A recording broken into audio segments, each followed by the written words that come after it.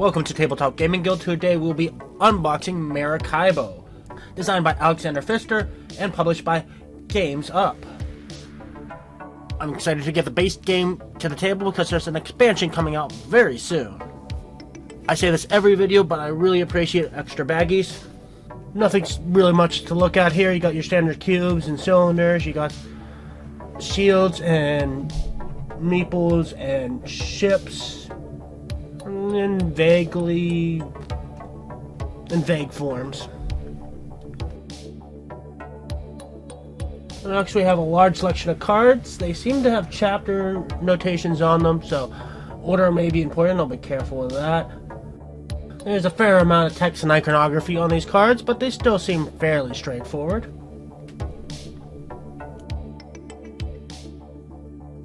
As for the backs, they seem to have unique text, so I'm guessing there's going to be triggering events. There's a few different types of cards in here too. I'm still nervous about sorting these, so I'll leave them as is.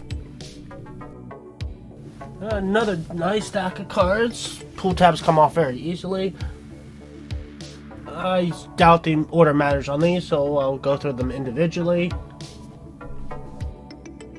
We got what looks like goal cards, so it looks like they're different difficulty of goals for different amounts of points.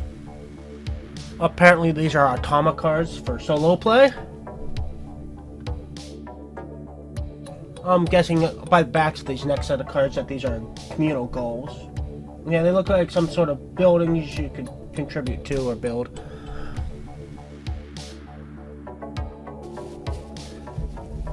Okay, there's a lot of these.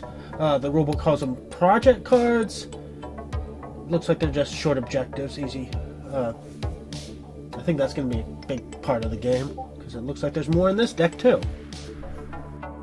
There's a lot of these, so I'm not going to go through every single one. They seem like there's maybe a couple copies of each, but there's a lot of unique art in this. That's kind of odd. The rulebook's usually on top in most games, but it's fine, no big deal. Okay. Looks like it's well organized. Nice. Text is broken down into manageable chunks. There's quite a bit of it, but a lot of it's examples. Yeah, a lot of it's the appendix, telling you what each individual item does. Thank you. So nice, large, easy to read player aids. It's rare, but we still get games that don't have player aids, which I consider unforgivable. And you know, some of them that do have it are so tiny you have to like almost get a magnifying glass to read them. So this is really nice. Punch boards are good quality, good thickness, practically falling out of the punch board. Looks like player boards at the bottom. It seems like it's more to keep track of progress throughout the game more than anything. So I get the impression that everybody's going to start with the same setup, but as they go, their way they play, it's going to change a little bit based on how they've progressed. Okay, and here's the board. That's actually a pretty nice looking board. Definitely the Caribbean. So you got a little bit of Caribbean and a bit of South America. And that is the components for Maracaibo.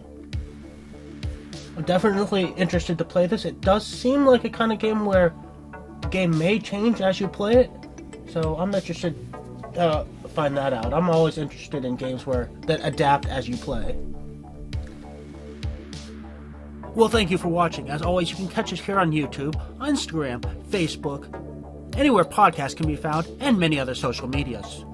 And please don't forget to like and subscribe.